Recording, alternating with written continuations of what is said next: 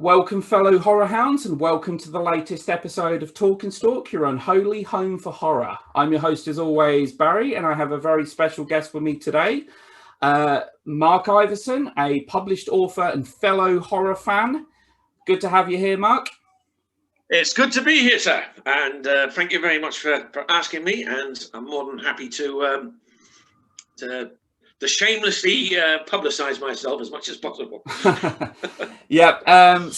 Now, obviously, we've been talking a little bit for a few weeks now, I believe it is, and obviously, you've had a couple of books published. Obviously, you're a big horror fan like myself, and that's... If I may show them to you, of course. Yeah. Book number 1, and Cursed Horror Stars. Yep. Number 5 horror grades. I'll just go through them. Lon Chaney Jr., Basil Rathbone, Peter Lorre, Bela Lugosi, and Robert Quarry, who's also the other front cover. And the second one, which came out last year, it was one of the highlights of rather a bad year with COVID, is Vincent Price, The British Connection. Yeah. Which, again, it's another biography, but it focuses on not just his British films, his strong British links as well. Yeah. And I might as well show you this. A friend of mine got me this for a Christmas present. It's a mug. Oh, okay. Cursed Horror Stars. It's my favourite mug. So yeah. It is cheap, by the way. I mean, yeah. This isn't promotion or any sort. Of course not. No, yeah. I mean, I'm just saying, if anybody wants to order a mug, you're going to have to do it yourself because we don't sell mugs, I'm afraid. So, yeah, let's talk about, obviously, you've got a lot of icons there. There's a lot of horror icons that really need no introduction to horror fans out there. Now, let's talk about the books. What was the first book that was actually published? Which of the two came first? It was Cursed Horror Stars that came out in 2015, November 2015. So you could say I was celebrating my 50th birthday with the publication of a book. And with Cursed Horror Stars, again, I'll show you the book cover there. I mean, I've always wanted to be a writer. I always liked writing, and of course, I was always a horror movie fan. I have, if anyone's pops into my office, they're going to see I've got a massive library of horror-related books, and it was just a subject. I mean, movies in general. I mean, not just horror. I love James Bond. Yeah, I'm a big fan of Bond. I can actually, I was in mourning the loss of Sean Connery. It was one of the great icons. I'm a big fan of British comedy as well. I mean, anything Ealing, Bolting Brothers, the Carry On films. Huge fan of Terry Thomas. And again, in mourning, Dame Barbara Windsor. Another dear lady. And so I'm very much like, all films. I mean, it's just, I'm just a big movie fan. Yeah. And it's basically part of, it's kind of grown up. Never had I wouldn't say I had the world's greatest childhoods. So you could say you can find yourself just totally immersed in all this. Great escapism. I think what really was. Yeah. And my hero was Peter Cushing. Great Peter Cushing, closely followed by Vincent Price. But then you got introduced to the other horror stars like Boris Karloff, Christopher Lee. Basil Rathbone, to me, is Sherlock Holmes, with no disrespect to Cushing and other actors who are great Holmes, portrayals of Holmes. Yeah, Rathbone was the man. So, and I was always very fascinated with Robert Quarry. Now, when I first decided to write a book, I initially had an idea of doing like a Halliwell's Film Goers companion, like an A to Z, which I think sadly, when you look at the way those kind of reference books just aren't there anymore. You want a reference book, you go on to IMDb. There's very few opportunities of seeing a reference book actually in print, which is a shame. Yeah. But that's the way it's the way technology is, and you just got to accept it. Yeah. So it was kind of handy because I did when I had a fair wealth of information to write for, and of course I ended up writing for a movie webman called Shadowlocked. I don't know if you've heard of I haven't heard of it. that. No. It's defunct now, sadly, but I wrote about 30 odd articles for the magazine. I also wrote film and theatre reviews for a Northeast magazine called Up Front, and I also wrote for some works magazines, and also some, interesting enough, non-film related articles for the Geneva Times. I had a friend of mine who was an assistant editor.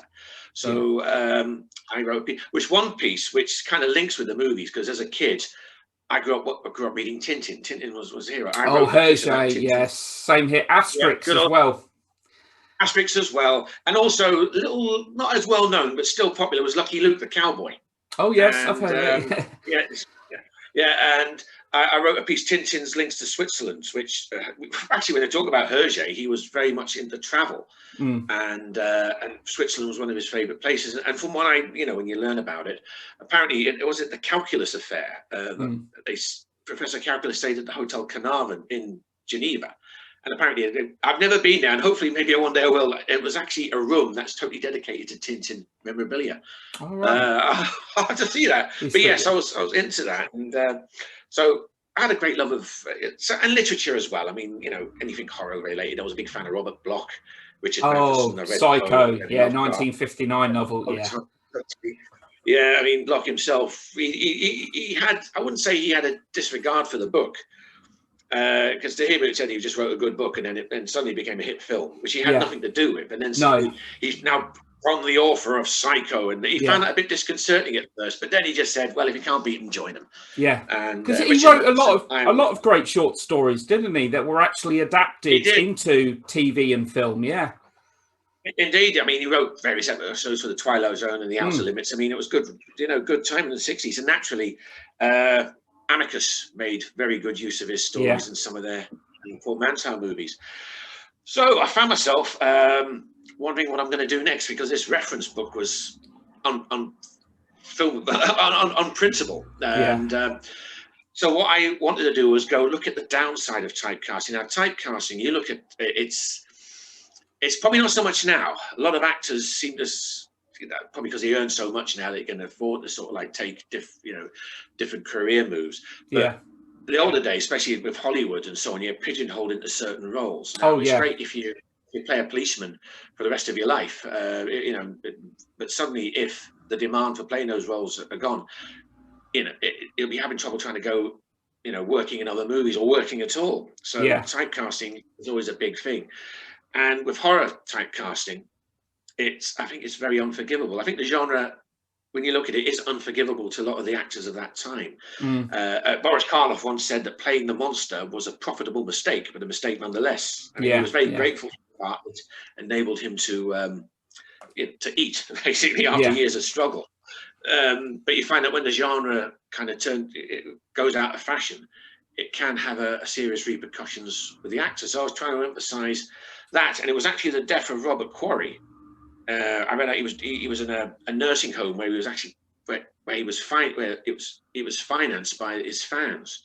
And I just thought to myself, this is I just thought this is very a sad thing to happen, beneath a great man. And I think he is a great actor, and an actor I'm always fascinated with. And that prompted me about the fact is, are they curse these people? So I ended up writing a book. It was a much larger book, or more people rather. But then I opted for the less is more, and just jettisoned all but 5, and to write about them in better detail. So, and they've all had some kind of issues with, not just with, maybe the genre was part of it, but they all had issues of one kind or another. And we talk about, Lon Chaney Jr. for a good example. The man was, he always lived in the shadow of his, famous father. I mean, the great Lon Chaney. And you could say, I wouldn't say he was a great actor by any chance. And he was a drinker. He was a heavy drinker. And he hid this behind this very abrasive personality. And then until the drink really took hold of him. And of course, he was improbably cast in several roles. He was Universal's horror star. And then Wolfman was his signature role. When you see, I've got the Ghost of Frankenstein. I mean, he was certainly big enough to play the monster, but he just didn't have Carlos' wonderful facial features. I've got, interestingly enough, I've got his performance as Dracula in The Son of Dracula. And to be honest, I didn't think he was that bad. He was miscast. There was no doubt about that. But he was. It turned out to be a very big, formidable, very much, it had a Christopher Lee presence about him. Where his height, there's certainly a vampire that wasn't afraid to get into a fight if need be. And for what it's worth, Son of Dracula does have a certain weird quality about it, which I like. It just makes you wonder what would the film be like if Lugosi had played the part. Yeah, it is often overlooked. I agree. It's very often overlooked. Now, correct me if I'm wrong, but Christopher Lee as well, for a long time, was actually listed as the tallest actor in Hollywood at 6'5", wasn't it? Yeah, a towering presence. But like getting with Dracula, Bela Lugosi cemented himself, immortalized his role as Dracula. That almost every Dracula that came since has been Yes. compared to Lugosi. It has been that. And what happened with Lugosi, I mean, I was going to go to Raf, but I'll jump to Lugosi since we're on the subject of him. Again, the typecasting was Dracula. It's like a stamp on him. You know, he felt he wasn't being able to show his mettle as an actor. With Lugosi, actually, he said he was a big star of the Hungarian theatre, and he worked extensively in German films, so he wasn't the biggest star he makes himself out to be. I believe in Germany he did one of the original versions of Dr. Jekyll and Sister Hyde, one of Murnau's early works, which has been lost sadly. And then he moved to America, where he embarked on a reasonably successful stage career. Now, Dracula, it was a play, and it was written by Hamilton Dean, who was an Irish actor manager who came from the same part of Dublin as Bram Stoker and his wife Florence Stoker. It's interesting how vampire cinema stems from that, because literature, you had Stoker and J. Sheridan Le Fanu, both Dubliners, and you had a third Dubliner who wrote a play about Dracula, and it was written like a drawing room mystery. Hence, that's how it looks. You see the film, and at the time, it was a big success when in England. Then it got transferred and rewritten for Broadway, and then Lugosi took the part. And yes, it made him a big star. And then eventually the film came. Originally, Carl Laemmle wanted to do an adaptation of the film version, but due to, I think there was a recession and depression rather, and it was really cheaper to do the play. And even Lugosi wasn't original choice to play the part. He did lobby for the role and got it. He did know the part backwards. So yes, it was a huge success. But I think with the fault of Lugosi, he was according to Boris Karloff, he never went out of his way to learn the English language. And of course it did hamper his later career as well. And of course his extravagant living forced him to work. Rather than kind of hold out for better roles. So you can imagine by the time of all, and of course that and his morphine addiction, that really undermined his career. It was a great sadness that very few good roles came his way, and it was certainly on the horror roles. I mean, as one said, I don't know, it was a critic who once said that if Lugosi, the only way Lugosi can get into a grade A picture is to buy a ticket to go to the cinema. Which is, sad but true. And of course, naturally, his association with Edward D. Wood kind of gave him the kind of cult. I was going to say, let's not forget that he was in Plan 9 from Outer Space, which certainly is widely regarded, isn't it, as being one of the worst films of all time, but a film that was so bad that it does certainly have a cult following. It's got a big cult following. It's really enjoyable for the wrong reasons. Do you know what? It's interesting when you talk. It's interesting when you talk about Lugosi. I did a talk when I first got the Cursed Horror Stars published. I decided to go and promote it via book talks, and I ended up. There's a great place called the Castle Keep, which is in Newcastle, and it's actually opposite one of my favourite pubs in Newcastle as well. I just, it's a coincidence, I wonder. And I did a talk on White Zombie, which is a very stylish, dated, but it's a very stylish zombie flick. And what made it interesting, this is a nice little story, but I had a friend of mine who was very much into the paranormal, and it was his first visit to the castle. He took a lot of photographs, and he enjoyed the talk and the movie and so on. And I haven't got it. I've got to find it somewhere. It's stored up on one of my folders on my laptop. But it was what looked like a green kind of ectoplasmy type vision that was taken on one of the pictures, and I don't know, it looked like a very ghostly image, and I just wondered, was it Lugosi paying me a visit to see if I'm listening to the talk? I hope he enjoyed it, because he hasn't haunted me, so I'm assuming he has.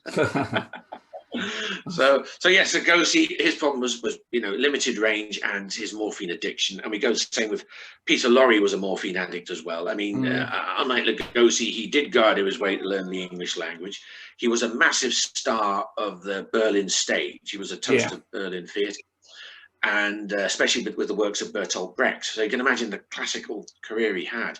And of course, naturally, like a lot of Jewish actors, was forced to flee Germany for obvious reasons. And after doing a film with Hitchcock, The Man Who Knew Too Much, he then got a contract with Hollywood. He did Mad Love and Crime and Punishments. And of course, you remember Laurie was, you think about The Maltese Falcon, Casablanca, The Mask of Demetrius, and Arsenic Old Age. He's been some of the best movies ever made.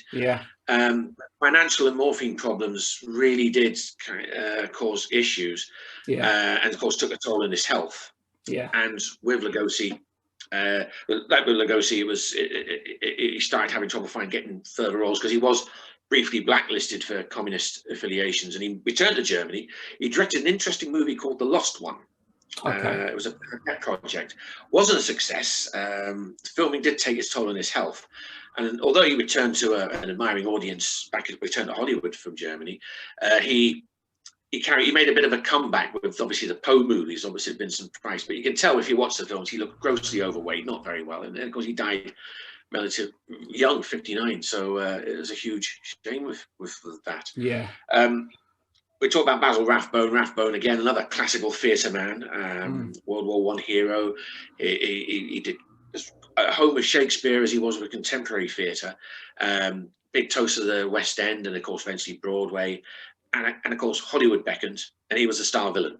Yeah, he was. If you look at The Adventures of Robin Hood, one of the all-time great movies, and naturally he landed the role of a lifetime as Holmes, and he kind of felt, although he did two very good films with 20th Century Fox, he did a load of second features, which are still great. I've got the box set, and of course he had a wife that spent money like it as if it went out of fashion. Yeah. So, but yeah, for his life, and eventually he felt Holmes was a bit of a noose around his neck, so he turned his back on Hollywood, returned to New York, acted on the stage, but he never quite had the same impact. And of course, financial situation forced him to work. But again, he made something of a little bit of a comeback with the Roger Corman films. Yeah. And of course, finally, Robert Quarry, the man who inspired me to write the book. I suppose he had a very interesting stage career. He was an actor since he was a child, did a lot of had bit parts mostly, and then suddenly he lucked into the lead of playing Count Yorga. Initially it was a softcore porno film, but he said, I'll do the part if you cut the porno rubbish out and just play as a straight horror, which was a sure success. Yeah. I think horror and sex pretty much sold back then. Yeah. And it made him a star. And he was then signed by American National Pictures to be like the successor to Vincent Price, who was wanting to get out of the horror genre. But it proved that he came in at the wrong time, because those style of movies really were going out of fashion. So for him, he was very unlucky. And he also had several near-death experiences that really derailed his career. And naturally, he was had to rely on the support of his fans to get him to a nursing home when he was getting too old. So it was a huge, he was fortunate that he did make a bit of a comeback with a number of films with Fred Olin Ray that kept him working. So there was something, he had something there. So there's my 5 stars, where they all cursed. Yeah. Who knows? Well, interesting. You get Peter Lorre. Now, I'll admit, I was very late in seeing this film. Now, this movie is considered to be a classic of its time, very controversial and daring for its time. M. 1933, I believe. Yes, great film. And superb movie. When you consider when that was released as well in the 1930s, to challenge audiences with such a subject matter. It's frightening. I mean, it was based on real events about Peter Curtin. The vampire of Dusseldorf. Yeah, that's it. Yes, I did a talk on M. It was a very surreal experience, because you're talking about this remarkable movie. I did it again at the Castle Keep, and I found when I watched the film, there's one disturbing thing I found about watching it is. And it'll probably be taken out of context, so I'll get to it. But the fact that Laurie certainly had a sympathetic side to him. He was obviously being driven by an inner compulsion to murder these kids, which means, obviously is frightening in itself. But he projected a certain sympathetic image, which goes against the kind of, what you expect. But it was interesting. Fritz Lang, I mean, he used a number of actors who were actually from the criminal underworld, because it was a case of, from what I read about the story about Peter Curtin, the criminal underworld did try to locate him. It was, it was obviously causing a lot of, it was giving them a bad name, you might say. And Lang certainly pieced together an incredible movie. I always remember there was, you normally get a round of applause after a film finishes, but M certainly didn't. I think there were just people who hadn't seen it, which genuinely shocked. Yeah, I've seen it twice, and I still. And what's the tune that the killer whistles? The tune that the killer whistles. I can't hear that tune without thinking of the movie M. I'm just trying to recall what the actual tune is called. It's the tune that I can't remember what it's called, but again, it kind of puts a chilling twist on that song, on that piece of music. It is. It is a truly disturbing film, worth watching. I would say. I would certainly. It's a bit like Schindler's List. I think you've got to bring yourself around to watching it, which I've never seen Schindler's List. You I know it's a brilliant film. I haven't. One day I will bring myself around to watching it. I just can't. I mean, M's are kind of like, in that respect, the Schindler's List of its day. You've really got to, if you want to watch it, you really got to force yourself to watch it. Schindler's List. Yes, it's a great movie. It's one that, of all Steven Spielberg's films, of his very illustrious career, it's probably the most emotionally impactful, without a doubt. Yes. I would say so. One day I'll watch it. Yeah. I don't know when.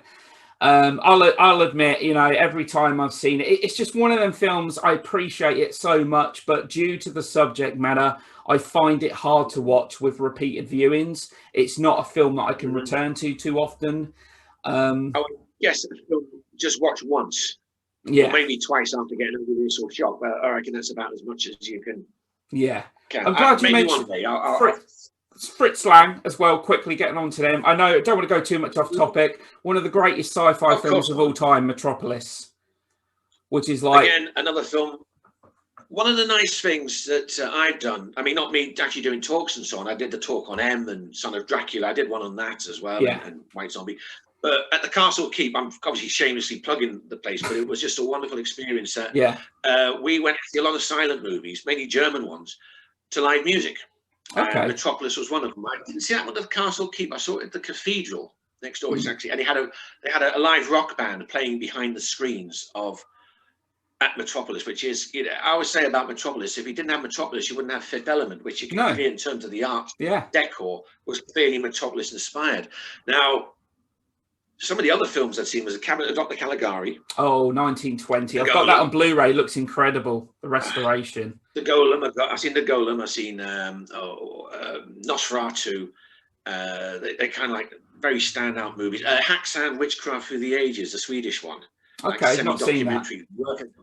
It is worth seeing. It's a tad over long, but it's kind of semi-documentary. Okay. It was Benjamin Christiansen who made the movie, and it's just basically about witchcraft. Yeah. And of course, it's a full frontal nudity. This is talking about 1925. I think the film was out then.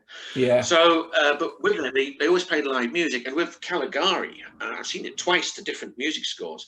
I saw it was like almost like sounding like German electro. And it was very powerful, very, very. It really tied in with the darkness of the film, which is a weird. It's like it's a weird cartoon world that it's in. It's really remarkable, and the same Nosferatu. Although I will agree that maybe the music was a bit too dominant. I mean, to me, music must be incidental rather than dominant for a film like that. Again, but it's still a powerful movie. The Golem. I've got to bring this story in because I've discussed it with friends of mine who went with me to see it.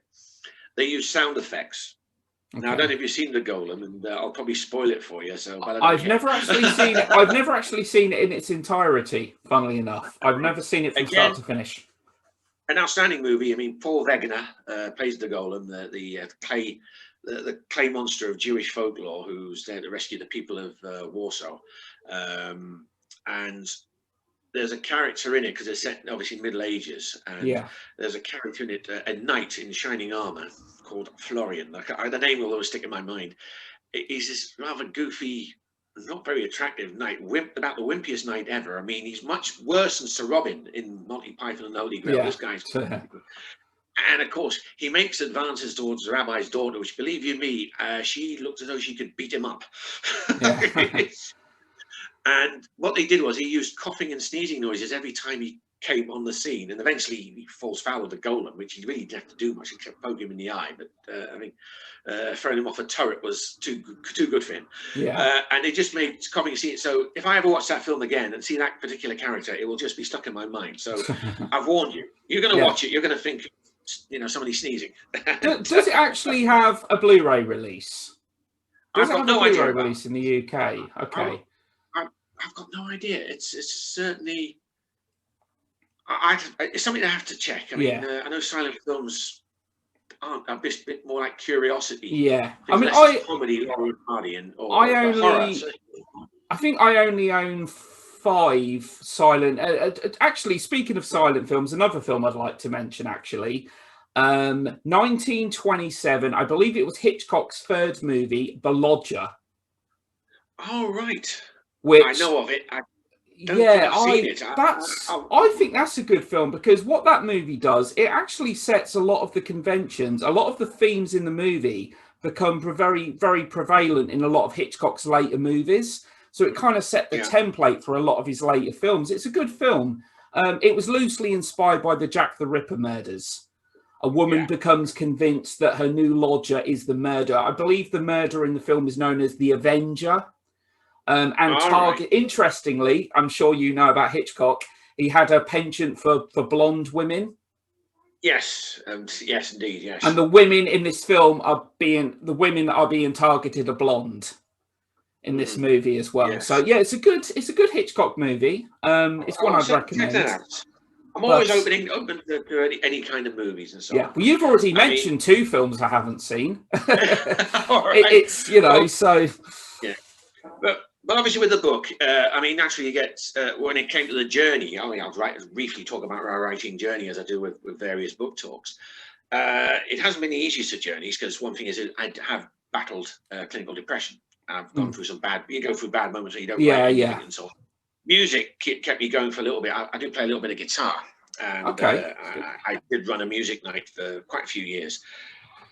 These things kind of keep me going, and I just found that, you know, it was a difficult journey, because when I first started writing, I thought, right, I want to write a book, and I had this reference book, and I thought, well, okay, I've got the idea.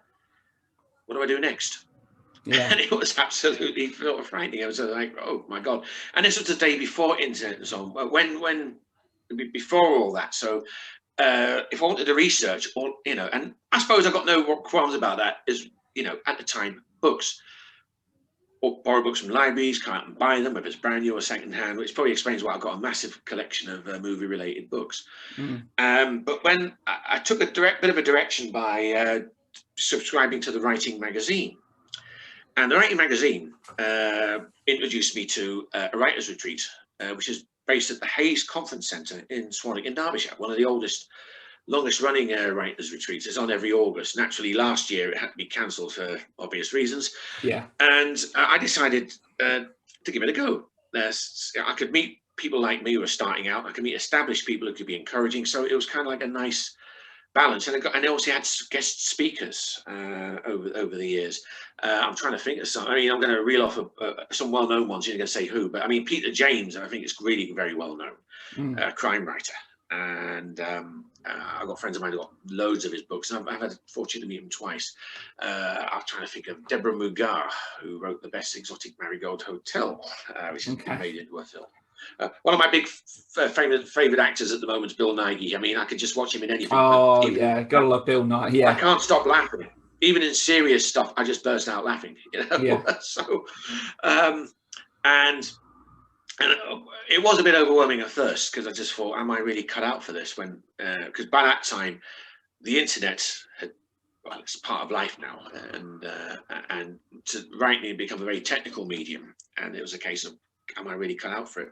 But then I just thought to myself, it was something that was mentioned in Peter Cushing's autobiography, when he said that, you know, Sir Walter Raleigh, you know, he achieved his ambitions, or at least some, so why can't why can't I? And I just thought, why not? And then I had the idea for Cursed Torah Star, so I just felt that writing, I had to do it. And if it meant sacrificing holidays abroad, which I have done, I went to the Writers' Review every year, until finally Telos Publishing, and Telos specializes in a lot of horror, fantasy related stuff, both non-fiction and non-fiction, and obviously with cult television and cult movies. Yeah. And they said yes. I always remember the time I said yes. They said yes. I was in absolute shock. You know, they said, you know, we can't. It's only a small publishing company. We only offer you a small advance, and so on and so on. But if you're interested, we'll do the contracts for you. And I'm sitting there saying, I don't care if it's a big advance. Surreal, yeah. It's the idea of getting a book in print. It didn't matter. It was in print. And so I basically said yes. And I was very fortunate, because I had an ex-girlfriend of mine who actually lived over the road from me. Although we split up, we were still mates. And I always remembered calling it, you know, sending a message saying, are you free tonight? I need to see you. And she said, yes, I'm free. You know, I think she knew what it was, women's intuition. Yeah. I had someone to go over the contract with me, someone who knew a bit about legal stuff, being an accountant, and, you know, just and copious amounts of red wine later. We were both blind drunk by that time. It was just a celebration. But it was such an amazing experience to get that. And it was honestly, it was terrifying for a while. You know, only told a few close friends because I thought something's going to go wrong. And then eventually it did come out. And then you found yourself saying, God, start telling more people. And eventually when it came out, I put on Facebook, I remember saying, for those of you who know, my book's out. For those of you who didn't know, I've written a book. Yeah. And that's when I took the next step, feeling that just because it's been written, I just felt I needed to go out and promote myself. And I've been very fortunate. It came out in 2015, but the following year, I started doing book talks mainly at the castle, but I also got involved for a dear friend of mine who's sadly no longer with us, a guy called Chris Phipps, who was associate producer on the TV series The Tube. Okay. And has written some wonderful books on film and TV in the Northeast and his time on the Tube. He got me involved in the Whitley Bay Film Festival of 2016 and then the Newcastle Book Festival, which was like to me very prestigious. So in a short space of time, I was doing a lot of stuff and SciComm conventions and so on. I like going to them, but I really feel better to do talks. Yeah. And it put me in a good position when book 2 came out. I'd already had the idea for it. I'd written a piece for Shadowlocked, Vincent Price, The British Connection, which just focused on his British-made movies. And then I decided to expand it into book form. And hence it was, and Telos, naturally, were very happy with me promoting myself with local talks, obviously, because having a job in a civil service, I can only do so much. They took this one on, and sure enough, March last year, that one came out. And again, it's really, again, it's a biography, but more on he had very strong links. He had very strong links to England, naturally not just his ancestry, but he was an art student at the Coulthard Institute of Art in London. And then it was in London he made his debut at the Gate Theatre. Suddenly projected himself to a leading role as Prince Albert. So he became really much a new star for the English theatre, but because he was a student and a foreigner, he couldn't work. He couldn't do legitimate theatre. And eventually he was part of the Helen Hayes, who was America's first lady of the stage. She got involved in a Broadway production of Victoria Regina, which when he played out Prince Albert, and of course he came back over to Broadway a huge star. But then he carried on in learning his craft, and he became a member of Orson Welles' Mercury Theatre for a while. And it led on to Hollywood came. And of course there was English characters. I know he played Walter Raleigh in Elizabeth and Essex, and I know he played Charles II. I don't know if it's a royal scandal or not. I mean, I'm not that, I don't remember that much. So he did play British characters, and of course, naturally in the 50s, he started getting into horror films. He did the Roger Corman films. So with that, and of course, the 60s, he was doing a lot of traveling, making a lot of films in Europe. And then American International Pictures set up a base in the UK, and then out came Mask of the Red Death.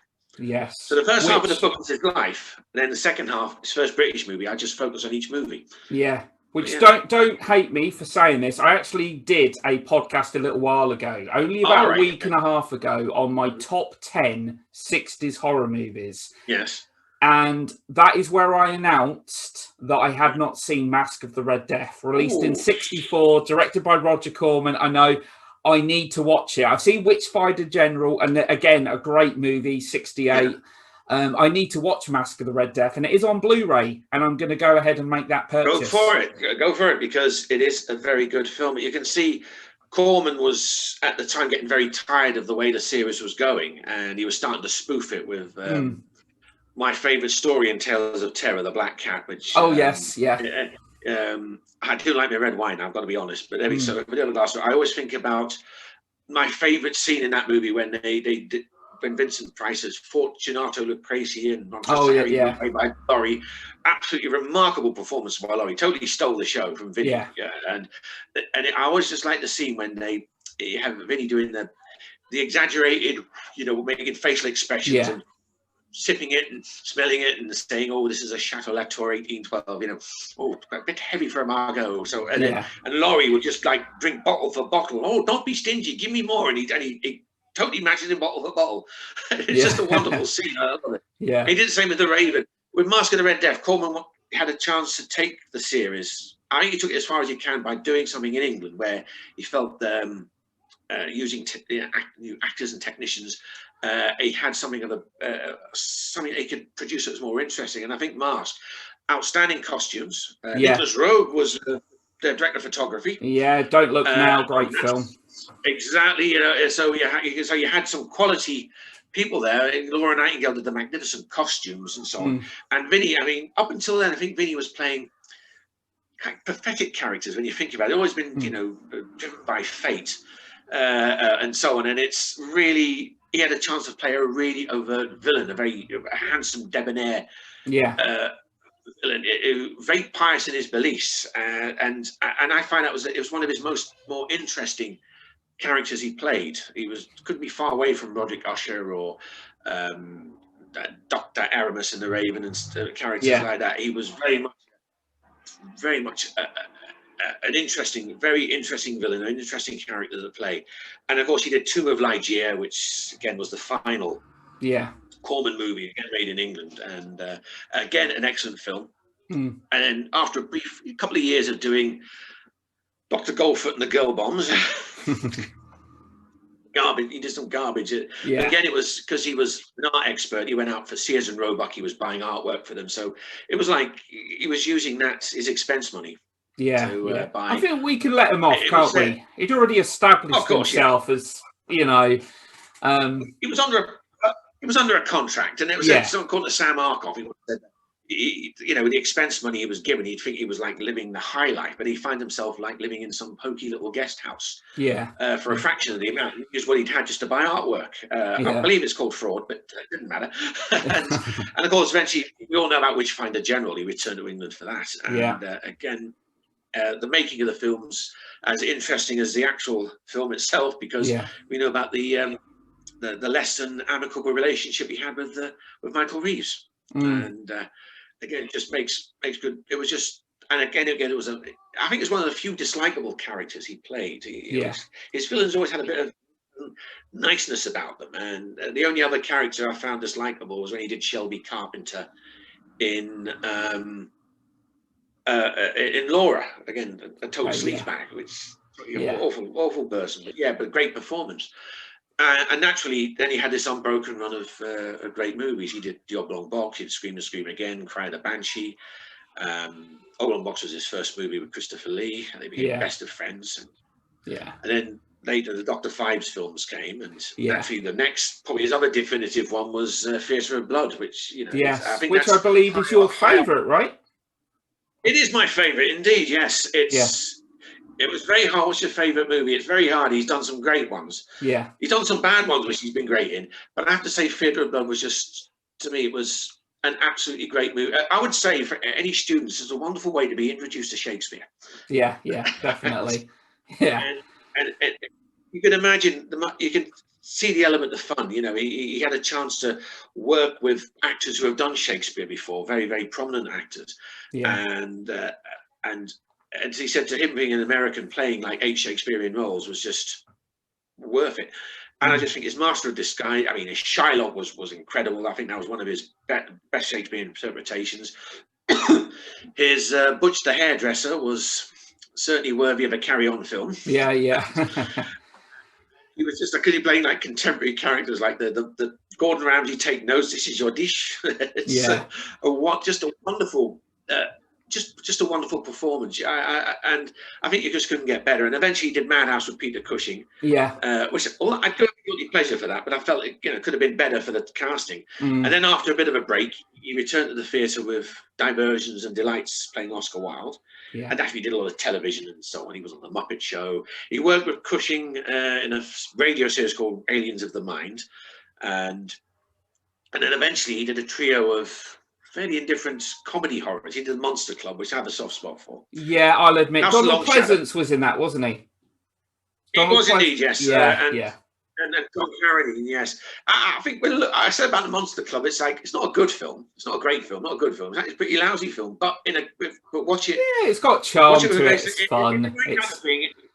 It's a fun film. The actors are enjoying themselves. In spite of what people say, I didn't think the music was that bad. I've heard worse. Oh, yeah, certainly. Yeah. They went right downhill if they played the Spice Girls. Yeah. And then eventually did House of Long Shadows with obviously with Cushing, Lee, and Carradine. What a cast! The great Sheila Keefe. Yeah. What a cast, and what a great movie. Unfortunately, they all agreed with the critics. I mean, mustn't forget Sheila Keefe, who was definitely the great old Harridan in several Peter Walker movies, who looked totally in place with the rest of with the great cast. I always remember someone said that John Carradine, he was 77, and yet Price and Cushing were just early 70s, 71. Yeah. Yeah, I mean, he's supposed to play their dad. Yeah. So I always remember someone don't you think he looks about 100 years old? And I thought, yeah, he does. So actually, really, he doesn't look that out of place. No. And it's great. And then, of course, finally, Bloodbath at the House of Death, which deserves a bit of reevaluation. Yeah. And then, naturally, after that, I suppose he did Michael Jackson's Thriller and he did Edward Which, Scissorhands again, you can understand why. I mean, Vincent Price had such a distinctive voice. You hear his voice, you know who it is. Exactly. The story was he only got paid a flat fee for that. He had no royalties from it, so he never made really anything out of Thriller. Yeah. And he tried to get more money out. Eventually, Michael Jackson did a rather pathetic way of saying, making up for it by giving him some platinum albums, which he hated, and eventually auctioned them off. Yeah. And without trying to be controversial here, but this is, happily said that I think there was a first child abuse scandal that got paid off quietly or something like that, and Vinny's last word on that was, I got screwed by Michael Jackson. I never got a penny for it. His camp sort of way. So, great music video though. Great music video. It is great music. John Landis directed it, didn't he? Off American Wealth in London. It was just ruined for me by the Lenny Henry version where the werewolf turns into Michael Jackson. Oh, I haven't seen that. It's hilarious. All right. One minute, he reacts the entire scene taking his girlfriend home as a werewolf. Yeah. And then when the full moon comes out, he turns into Michael Jackson, and it just kills it for me, I'm afraid. I remember the Vincent Price episode you were talking about on the Muppets, where Kermit the Frog was dressed up as Count Dracula, from what I recall. Indeed, yes, I always remember that. Yes, that was absolutely great. Absolutely brilliant. And I'll show you this. I'm very proud of this. Victoria Price. Oh, his daughter. Right, his daughter, yes, who had the good fortune to meet a couple of years ago at the Darlington Film Club. A lot of their events are organised by the Misty Moon Corporation, which is Stuart and Jen Morris, who I've never met, but seem like a very nice couple. I think Robin Asquith is very much involved in it as well as a patron. And they do a lot of events, and of course they had it's at the Music Forum in Darlington. It might be a bit of a trek for you, but I always recommend it. And I had a chance to meet them after watching The Pit and the Pendulum. And it was a great. Awesome. I mentioned in the epilogue of my book. I told a little bit of a story about when I first actually got to meet Victoria. She was a lovely lady. She's a very nice person. And I also got to know through her Peter Fuller from the Vincent Price UK Legacy. And I had been fortunate enough to meet Peter. For real, not on Zoom. It was he was on holiday with his partner, and we met in Newcastle. It was great to chat with him, and it was just like she's just a really nice lady. You can tell straight away she's got a great love and respect for her dad. She's a daddy's girl, without a doubt, but she was a very, very nice lady, and we got see The Pit and the Pendulum. It was a great movie. So I had to show you that. It wasn't a great. A couple of bright light in front of me, you can just about make it out, but yes. And so I've been so fortunate for that, and I would just say, unfortunately, I've not really had much chance to promote the book with COVID, but I've done a couple of Zoom things. And one thing I will mention, although a lot of it's still pie in the sky, but something that kind of worth promoting on YouTube, I'm being involved. The Morpeth Library is planning their first literary festival next year, to which I'm involved with. They asked me. I know the organizer well, and I'm getting involved with that. Now they're having people like Anne Cleves and Ian Rankin. As part of it. Now that's as much as I know at the moment. It's still waiting for funding and so on. So it's something for April next year. If you ever want, I'll let you know. You can plug it. And Darlington Film Club. I know James Watson, who's again a lovely guy, and he's got me involved. Possibly in November until things come back in the open again and people can meet up. I'm going to do a talk there. So that's two events at the moment, and we'll just see what happens, and hopefully I'm planning a book launch again we got the venue. We're just waiting and seeing. It won't happen a lot. Yeah. Autumn, well, clearly you're an ardent fan, and clearly it's good. You know, you took that plunge, and it certainly, I think, it helps with confidence as well, doesn't it? It's something. I think it does. Interesting people say that. You know, when I'm sitting there talking about it, you talk about it absolutely glowingly. Well, of course, I'm proud of what I've done and so on, and it really feels like a real sense of achievement doing the book. It's very difficult to get published. Go to a writing retreat. There's a lot of people who naturally, a lot of newcomers. If I can help them in any way to say it can happen, it doesn't matter. You're kind of hoping that I'll get published younger, and then I can become a millionaire and live on a yacht and so on.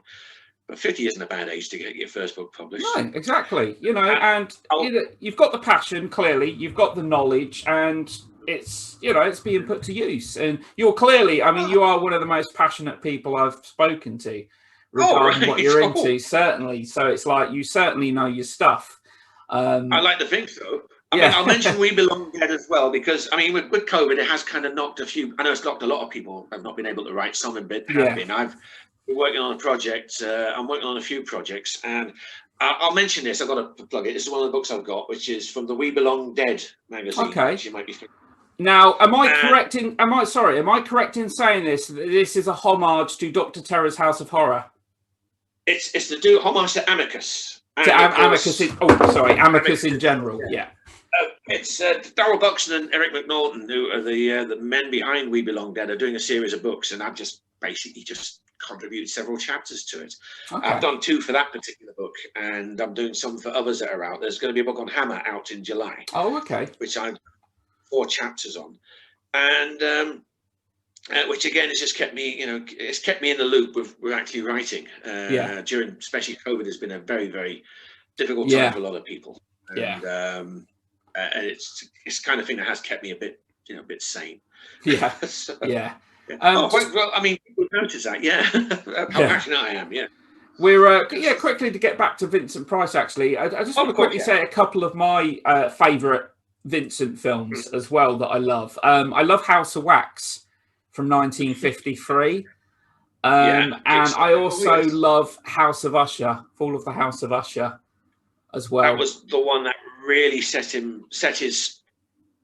really made him the king of horror. He did films with William Castle a couple of years earlier. Yeah. And I reckon in terms of actual true American Gothic, suddenly they had someone on the lines of Peter Cushing and Christopher Lee in the UK, the man that was completely on par with them. Yeah. And again, it was just American International Pictures were doing lots of those sci-fi movies, lots of UFO invasions and so on. So they took a bit of a risk. Yeah. To spend a fair bit of money by their standards to create a Gothic horror, and somehow it worked. It's a great, it's got a very kind of dreamlike quality to it. I absolutely love it. Again, visually, it's just fantastic. But when he had someone like Floyd Crosby, who was the cinematographer, he was an Oscar winner. And was on Corman's payroll for these movies. And Daniel Haller, who was a great art director, somehow his directorial career, although he was never out of work, never quite hit the scales of his artwork, but still not as distinguished, but still a great person to have. And you had people like Les Baxter doing the music. I mean, not quite to James Bernard at Hammer, but still, the exotic movement with the jazz period that he did. It was an amazing. He had just an amazing team of people, and of course, Vincent Price as that main star was just absolutely incredible. He was. I just liked how it is. Speaking of Castle, he was in The Tingler, wasn't he? The Tingler, yes, and Castle, and my favourite, The House on Haunted Hill. Yes, 1959. One of my favourite haunted house films to this day. It's a great one.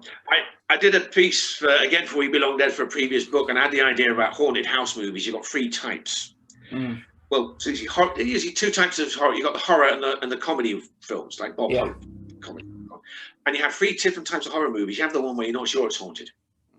I think my favourite examples is The Innocents, Jack Clayton's The Innocents. That was in my top 10 60s, by the way. Yeah. It's a superb movie. You just wondered, is it all in her mind? And I think the same thing applies with the haunting. Also in there. Yeah. Yes, again, was Judy Harris imagining it or not? So that's the kind where you're not sure. And then you have the ones where you know it's haunted. I mean, Legend of Hell House is a great example. Yeah, and Roddy McDowall. Yeah. Yeah, and also I did a talk for the for the 2019 Whitley Bay Film Festival, I did a talk on The Uninvited with Ray Milland, which is clearly a haunted house film. Yeah. You know, the ghosts are there. And so the ghosts don't have to be there to know that it's haunted. Yeah. And the final one, and I think this is where the Hound of Haunted Hill kind of falls under, is the Scooby-Doo one. You know, you know, it's haunted, but it isn't really, because there's some stash of loot or something daft happening, and they get a load of meddling kids solve it, and there you go. That's it. It's Scooby-Doo territory. And that's where the House on Haunted Hill is. Well, I always regard this film as vintage Vinny. Yeah, yeah. Oh, it is. It's one of my favourite performances of his. The persona that he has, you know, it's like, you know, he's always the handsome, elegant. But I love the hate between him and his wife. Yeah. I just love it. And obviously in the remake, isn't it? It's Jeffrey Rush and Famke Janssen. Probably not worth talking about, but yeah. I've said about Jeffrey Rush, and no disrespect to him, because he's a very, very good actor, and he plays very kind of Vincent Price type character roles. And I always said to me, there's only one actor who can play a Vincent Price role, and it's Vincent Price. Simple as that. And but with that one, I mean, he's got the moustache. The moustache became a trademark feature with that. He was always well dressed. Ever the popular, the debonair host. Yeah. You know, there's obviously something sinister going on, and but he's got that flamboyant look about him. He's got that. He basically encapsulates everything that makes a Vincent Price character. He's got all that, and and it just works so brilliant with House on Haunted Hill. It's daft as anything. But who cares? It's just exactly. It's just fun. Exactly. Good sense of atmosphere and that. And I've mentioned this on podcasts before and that. I have a profound love for black and white. I just love black and white. There's like a purity to it. You know, I think the Twilight Zone is where my love stems from for black and white. I used to watch that show religiously. Of course, Outer Limits was a very close second in terms of the same kind of style, a bit more creepier. I think with black and white, you can make a great use of black and white. I suppose nowadays it's an art form, like Schindler's List, for example, or Ed Wood, or Woody Allen's Zelig. Was it The Artist, the silent movie? The Artist, yeah. Black and white. But actually, Pleasantville, I would say, is a good example. Oh, yes, well. Pleasantville, overlooked film, actually, often forgotten about. Very overlooked. That's a great movie, and maybe one of these films I'm going to have to get on add to my DVD collection. Yeah, and I just find it's black and white has its. I mean, to me, a film, if it's a good film, I don't care if it's black and white. Color, it is good, and you would say I do love the Universal monster movies. I do have a soft spot for Son of Dracula. Yeah. Though it was watching it, I did a talk on Chaney, and I was sitting there with my friends watching it, and one of my friends, a nice guy, he made an observation which I cannot now. It's totally sexist, but unfortunately, it can't be Julie. He pointed out that during the party sequence, they're having the party, he knows that the two lead actresses, which was Louise Albritton and Evelyn Ankers, he said, they're not wearing any underwear. And you go, really? Yes, have you noticed? They're wearing very tight. They're not wearing. I had a look. Damn right you are. So maybe it's worth watching again. So that's it. I've probably ruined it for you. Watch it again. You're going to see if I'm right or not. I'll have to do it when the fiance's not with me. Because I don't want to get her. Yeah. I do have a soft spot for when you talk about silent movies. The Spanish language Dracula. Yes, very efficiently, Matt. Yes, very good. Yeah. I've actually heard some people say that, because obviously both released in 1931, right? Yeah. That some people actually prefer the Spanish version to the Universal. I suppose I prefer it, to be honest. It's a lot longer. Carlos Valerius, I think he was a pretty effective Dracula. He won't please everybody, but he did have that rather goofy intensity, which makes him think he looked like a real animal compared to Bela Lugosi. And I thought that the actresses were damn more sexy. I've got to be honest. Little Peter Tovar, who was, I think she was 106 when she died, not a couple of years back. Oh, wow. And so she got rediscovered later on. I mean, she retired from acting to marry Paul Conant, and she didn't act again. But suddenly this film got, after being years lost, has been rediscovered, and it's getting an audience. And I think it may not please everybody, but I do believe it's worth watching. Well, it's actually included on the Dracula Universal box set, which is really as well. Yeah. Now, I'm going to test your Vincent Price knowledge. I think you're going to know the answer to this. No. I don't think you'll even have to think. Vincent Price voiced a villain in a Disney animated movie. Oh, what was course. It? And it was another strong link to his British connection as well, because it's set in England. It was definitely, he played the dreaded Ratigan. He did, yeah. Basil the Great Mouse Detective. That's correct. Yeah, that's right. I knew you'd get often overlooked. I think it's often overlooked. Yeah, not one of the greats or anything like that, but he's the best thing in that film. Ratigan, Vincent Price. He said he had to audition for Disney, and he said if it wasn't for that it was Disney, I would have felt offended. Yeah, he was very much interested, because one of his last films, again another strong British one, was The Thief and the Cobbler. Okay. Which has been even more overlooked. It was a Richard Williams anime. Richard Williams did the animations for films like Casino Royale and Charles Lee, and of course the Pink Panther movies, and naturally Who Framed Roger Rabbit. Oh, great film! Yeah, this was a work in progress for 20 odd years, and thanks to Roger Rabbit, he got the backing to complete it. And it was set, Thief and the Cobbler, set an Arabian Nights style movie, and Vinny plays the Emperor Zigzag. Yeah, great voice. He did the voices back in the early 70s. Sadly, for reasons that the studio, because it went over budget, it was taken out of his hands. It was redone, and he added other animated sequences, and they turned it into a musical and so on. And eventually, it was released under the Arabian Nights, and it bombed, very badly. And Williams became a bitter man. But what happened was, it's called the recobbled cut. There was lots of voice changes, because we had people like Windsor Davies, Kenneth Williams, Joan Sims, Clive Revel, all like voices for the movie. I believe it was revoiced several times. Donald Pleasance was a voice as well. I mean, I think only Vincent Price, Kenneth Williams, and Windsor Davies were the only ones that were retained for the final version. It was recobbled. Yeah. And what they did was they followed all of the storyboards, and eventually. It was re-released to more critical acclaim. Okay. And so it was a shame. So that was, you could say, it was last movie that was released, although he done the voiceovers during the time he was doing Dr. Fives. Yeah. So what year? What year was that really? Because I know that Edward Scissorhands was released in 1990, released at the end of 1990. Obviously, he played the creator. So was this film actually released after that? I think it was. Without looking at my book, I don't want to. Okay. Yeah. I don't know. I'm looking at my book and saying, "Hang on, where was it released?" Yeah. No, it was about. I think it was released after that. Yeah. Okay. I mean, it was his last movie. Was a TV film. Acting wise, was Heart of Darkness with Dennis Hopper. Just a small role. Oh, okay. But his last cinema release was sadly Edward Scissorhands. Yeah. And, correct me if I'm wrong. Was he in an episode of Columbo? He was. I've got a box set of Columbo. He wasn't a murderer. Wasn't he? I'm pretty sure. Yeah. He was just in it. He was like a guest star. Just another person who Columbo annoys. But he wasn't a murderer, if I can remember. He wasn't. Okay. Yeah. It wasn't one of the better episodes, I'm afraid, but it was still. He was still there. I mean, he was always, there on TV. He was always popping in and out of stuff. I remember seeing him in the Brady Bunch, and of course in the '60s.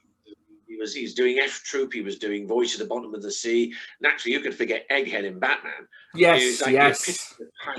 I'm a huge Batman fan, by the way. I grew up watching that '60s TV show and then the '92 animated series. I've got the little time for the newer ones. I mean, yes, I've seen Tim Burton's take on it when it started, but the superhero films I am not interested in. Okay, but to me, you've got to have Adam West and Burt Ward. And you can't get better than Cesar Romero as a Joker, and obviously Burgess Meredith, who was in 4 episodes of The Twilight Zone as well. Burgess Meredith was a frequent on there. Julie Newmar. There was actually 3 Catwomen, weren't there? There was Eartha Kitt, Julie Newmar, and Lee Merriweather. That's right. Yeah, 3. Who was in the movie version? It wasn't Mary Tyler Moore. Was it Lee Merriweather? No, it was. It was Lee Merriweather. Yeah, okay. I wasn't entirely sure. Or was it Julie Newmar? It was one of those 2. I think it was Lee Merriweather for the film. That's the movie that gave us the best bat gadget ever, which was the shark repellent spray. Yes. moment I'll never ever forget. The rubber shark on. Yes. Quick, Robin, get me the Bat's anti-shark repellent spray. I've got a shark hanging off my foot. Yeah, brilliant. But you couldn't make it up, but it was still fun. Yeah, so yeah, I used to watch that a lot. Now, just quickly, are there any modern horror films? Are there any movies, say, within the last 10 to 15 years that you've really come to like? Right. Okay. First thing, I don't like very modern horror films. I do find the Saw movies. I don't like them. I've seen them. They're very clever. They're very well made. I'm not knocking them. And the Hostel movies, I don't like. Yeah. I just find them. It's like torture porn, I would say. It is in a way. Saw did kind of like essentially kickstart that whole kind of subgenre. Yeah. So I'm not keen on it. I like something with a sense of humor. I mean, I do like Reanimator. I mean, Jeffrey Combs is probably the nearest thing we got to a Vincent Price type flamboyant character. Yeah. I would say, it's funny. I've got Friday the 13th, and I've realised how 1979 how tame it is, and Zombie Flesh Eaters as well. I'm a big fan of Romero's work with Dawn of the Dead and Day of the Dead, Land of the Dead. Like I'm not too keen on his very late ones. I think for me, the one film I do enjoy is Ravenous. Oh, yes. A very overlooked film starring Robert Carlyle about cannibalism. Robert Carlyle, Guy Pearce, Jeffrey Jones, David Arquette, a very good cast. Now, I remembered watching The Blair Witch Project and getting a stinking headache from it. They're saying, is it frightening? I've read stories about people not being afraid to go to sleep at night and having the lights on and all that. Well, I just went home and went to bed and took a paracetamol. I needed to. The following week, and I'd already read it it was Shivers magazine about Ravenous. I thought, this sounds like a more interesting movie. I watched it, and it's a great film. I've got it on. I bought it on video at the time. I've got it on DVD. I've even got the soundtrack, which I think is one of the creepiest soundtracks ever. And it's really interesting that it was a collaboration between Michael Nyman and Blur's Damon Albarn. Yeah. So it goes to show there's more to Damon Albarn than playing in an indie band. It's a great, absolutely brilliant. Yeah. I think any more modern ones, I'm not entirely. I remember seeing a daft one, a Piranha 3D I saw, and I just thought that was absolutely hilariously bad, but it was still fun. Yeah. I think the latter half of the movie was people shouting "Get out of the water," which was like the entire script. I think with horror, with like modern horror, it's good horror films still exist. They do get released, but it's kind of like the rough with the smooth. Being a horror fan, you have to take a lot of rough with the smooth, and for every good horror film, there's probably about 5 to 10 bad ones. I watched last night, a British horror movie released just last year called Saint Maud. Saint Maud. Yeah, it's received a lot of critical acclaim. Its reviews have generally been very good. I watched it last night, went in with quite high expectations due to the praise.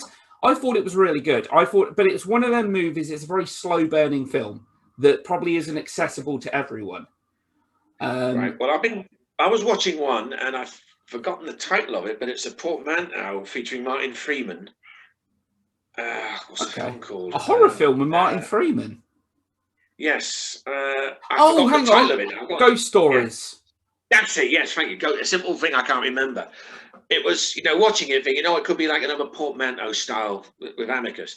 And although it began well enough, it was certainly promising. I was left extremely disappointed. Oh, I really liked it. It's interesting. Yeah, I liked how it was constructed. I like how there were loads of little clues peppered throughout, and it was kind of like I didn't notice everything upon a first time viewing because it's based on a stage play. I've heard the stage play. I would enjoy the stage play more. I just kind of felt I didn't go in there with such massive high expectations. It was given, and I just thought, I'm going to watch it, see how it goes. Yeah. And somehow it just didn't quite. Yeah, it didn't quite do it for me, I'm afraid, unfortunately. Okay. No, that's fair enough, no, that's it. I always say this every time I do a list on a podcast. At the end of the day, if people like something and I don't, that's fine. If we all like the same things, the world would be a boring place. And I find when you've sometimes got different opinions, it makes for an interesting debate, Well, Well, I'm going to mention a film called Carnival of Souls because we have a mutual friend who does like it. We'll not say her name. She loves the movie, and I'm going to say it. It is a great film, and it's amazing when you look at very, very lower than low budget movies like that. For all the creakiness, and again, black and white photography really enhanced it. For all the creaky moments that sometimes ropey acting and so on, you get yourself something that's so dreamlike. Yeah. And so effective that it does stick in your mind. Yeah. And that's something I do like about a lot of smaller independents who can make a film like that. I mean, yeah. Texas Chainsaw Massacre isn't a great film by any means, but it certainly packed a punch, and that's what you wanted. Yeah, it caused quite the impact. It's easy to see why. I mean, I'm glad you brought up Carnival of Souls because I did a podcast on that a little while ago. It's a film that I love. Right. It has a very Twilight Zone aesthetic to it as well. It basically feels like it's an extended Twilight Zone episode almost. And it was directed. It can work. Directed by a guy who the only film he ever made. He specialised in what kind of videos were they now? In He did those industrial movies. That's right. Yeah. I've seen loads of them when I did my YTS, public information films about, how to handle tractors and so on, that kind of stuff. And get yourself. And he just wanted to make a movie. He just basically wanted to make a film for as cheap as possible. And they made a film. It received very little attention when it came out, but it's gone on to amass a cult following among horror fans. Indeed. Well, it was the same thing. George Romero did TV commercials and so on. Yeah. I mean, the pair of them, both him and Herc Harvey, because he had friends that were working in the kind of film and television business. They had access to the gear to make themselves a movie. Had access to people who were willing, semi-professionals who were willing to sort of like appear in them as well, or double up as makeup artists on top of that and so on. And they both had. Well, in the case of Romero, he had two professional actors. Harvey only had the one, which was Candice Hillgross. I think Romero had Dwayne Jones and Judith O'Dea. The rest of them were just amateurs, and it just worked. Yeah. For all its all some of the creaky moments, it worked brilliantly. Yeah, so I have to say, I've got to mention Carnival of Souls. That was one. Night of the Living Dead I probably saw when I was probably around about 8 or 9 years old, and it absolutely terrified me. I watched it late at night on my own. I remember being the bona fide little rebel I am, sneaking downstairs, putting that film on, and it just absolutely terrified. It's like you say, it's all in the execution. It's all, you can have the simplest concept on paper, but as long as it's executed right, you can have a hit on your hands. That's very true. And I was a bit of a purist. I wasn't into slasher movies as in my older days. I was very much. It was Hammer. It was all Gothic castles and so on. I kind of got to appreciate it a little bit later on. I mean, I wouldn't have dreamed of watching a film like Friday the 13th when I was in my teens. I think I was a bit out of place with a lot of people. I was watching Cushing and Price and Lee and Karloff and Hammer films, Amicus films, and for the most part, most kids my age would do their best to sneak into a movie to watch. Some lunatic getting in a Yogi Bear outfit and a meat cleaver, just stalking some statuesque overage schoolgirl. It just wasn't my kind of movie at all. When I watch them now, and like I said, I watched Friday the 13th and I watched Zombie Flesh Eaters, they're pretty tame. With Zombie the Flesh, I hasten to add, I still close my eyes with the eyeball scene. The eye gouging scene, which I just wait. That becomes synonymous, you know. So I can open my eyes again. That became synonymous in a lot of Lucio Fulci's films. There is at least there's one eyeball sequence. He had a thing with eyeballs because I think he knows it's very very cerebral. It's a lot of people, it's going to make them wince. And I'm not sure if you've seen New York Ripper, released in '82. I haven't, no. I think when it comes to the eyeball scenes, I'm kind of like I want to be pre-warned, so I can close my eyes. It's a very sleazy film. I always feel like I need a shower after watching New York Ripper. It's a very sleazy. It's quite brutal as well. But I think with horror. So, is there a specific? I'll give you one last question. Is there a scene that you saw as a child or your older self that scared you?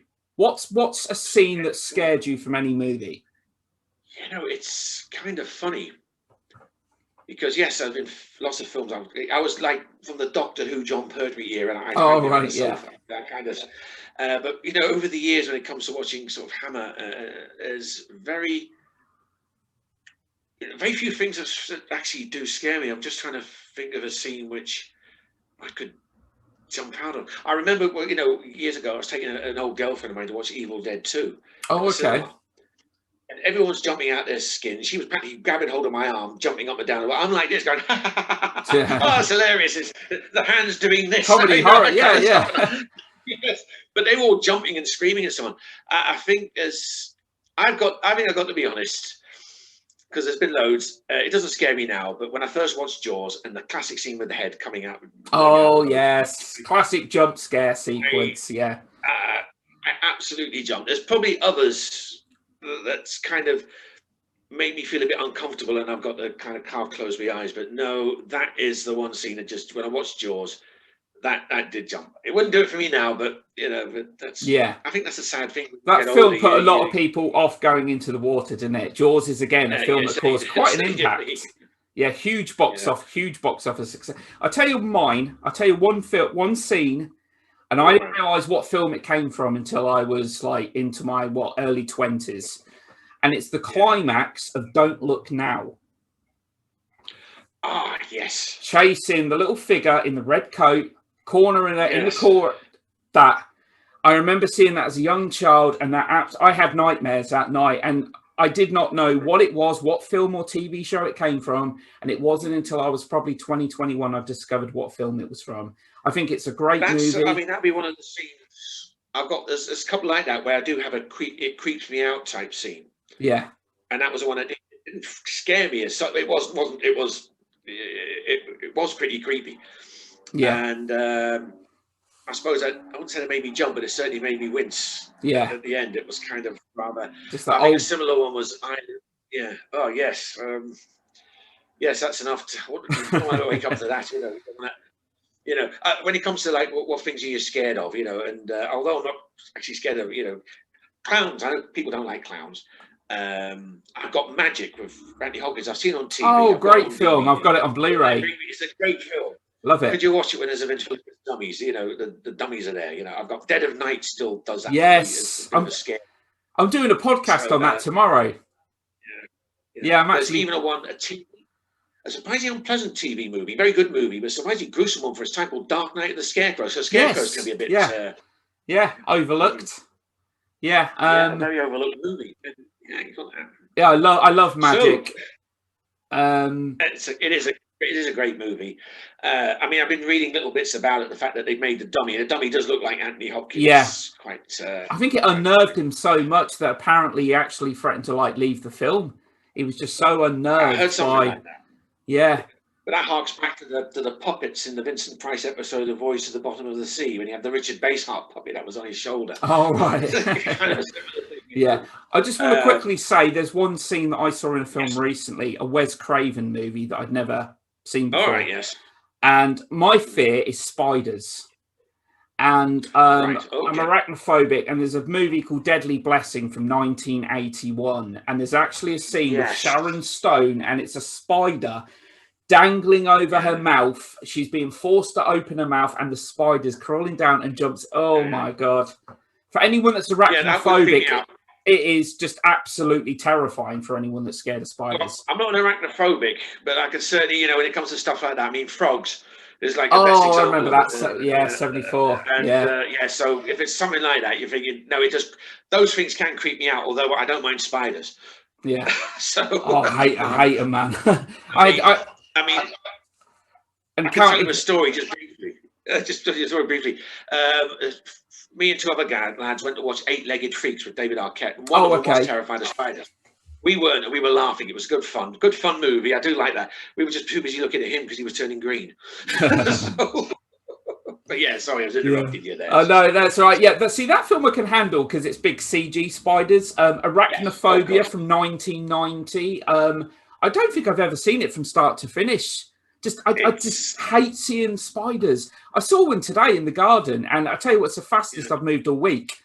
Seriously, it wasn't even that. Oh my God, I just can't be anywhere near them, man. It's kind of a crippling fear of mine.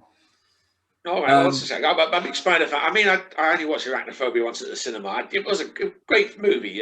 John Goodman plays a good, fun part in it. But you find yourself saying, I watched it. It was watchable but forgettable. It was fun, and you know, I'd watch it again if it was on TV or something, but not. I wouldn't say it's top on my list of. Well, surprise, they're remaking it. Yeah, it's all about remakes nowadays, isn't it? That's the thing. It's like remakes are a dime a dozen now, and yeah, they're doing a remake to Arachnophobia. Probably all be CG spiders now, all CG. Well, all right. I suppose sometimes you may get your good one pops up, but I'm just to say I'm not going to be totally enthusiastic. No, Salem's Lot's another one. Salem's Lot's getting a remake, which I still. It was remade once with Rutger Hauer as Barlow, if I remember now. There was one called Return to Salem's Lot. Oh, it may be that one, maybe, because I've got the one with obviously Reggie Nolder, the great, another overlooked horror icon playing Mr. Barlow. And boy, was that actually, I've always seen that made me jump as well. And by that, even in my older years when I was used to that kind of stuff, it was a good scene as well. I think, do you know what? I think Barlow is probably the scariest vampire put to film. I think obviously modelled on Nosferatu, Count Orlok, a terrifying looking vampire. I know the scene you're on about. Is it in the police station? Yes, I believe so. When he makes his first appearance. Yes, I've got on DVD, and maybe it's time to revisit it as well. You make me revisit a few movies that I have but not watched yet. Yeah, I will make one recommendation actually. If you like psychological horror, there's a really good film that I've told a few people about. It's called The Invitation, and it was released in 2015. It's more akin to being a psychological thriller, but there's certainly horror elements to it in the final act. It's about a guy invited to a dinner party being hosted by his ex, and he gets there and he starts to suspect something that isn't quite right. There's something a little off at this dinner party. And to me, it's a perfect exercise in slow mounting tension. I highly recommend it. The Invitation, very good film. Certainly check that one out. Don't read any spoiler review or anything, because once you know, don't say anything. Spoilers are great up to a point. You don't want to. No, but yeah. But only with Lucio Fulci movies, I want spoilers on the eyeballs. That's it. There's no more than that. Well, okay, so if it's a Fulci film, chances are he'll have one. All right. Yeah. So I think I don't know how long we'll be going. I think we'll probably have to wrap this up in a sec. But yeah, if you want to, yes. If you want to tell people the titles of your books again. Indeed, I will. Happy to do that. We'll do both. We have Cursed Horror Stars and Vincent Price, The British Connection. They're both on sale at Telos Publishing, which I think you may be familiar with. Yeah.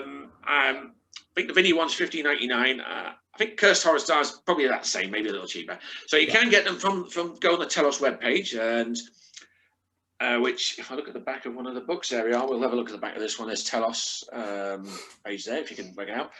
They're on sale at Amazon as well. Leave a review, leave a good review. Please buy the books. I want to become a millionaire.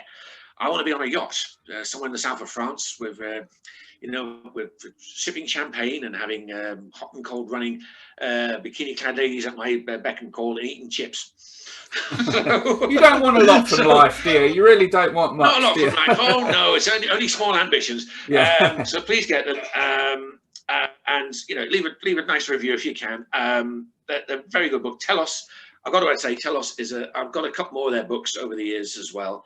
They really do very, very good stuff. If you like your cult, James Bond, Doctor Who, The Prisoner, that kind of stuff, they do some great stuff on cult television and cult movies.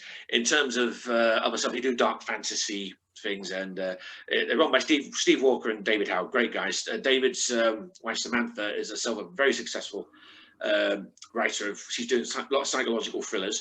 I just got to say, she's got a great book called Stranger in Our Bed. I've got to plug it. I haven't got it with me at the moment, but and it's been made into a film which should be coming out next year, featuring, I don't know who's in it now, Nina Adair and Samantha Bond of supporting roles.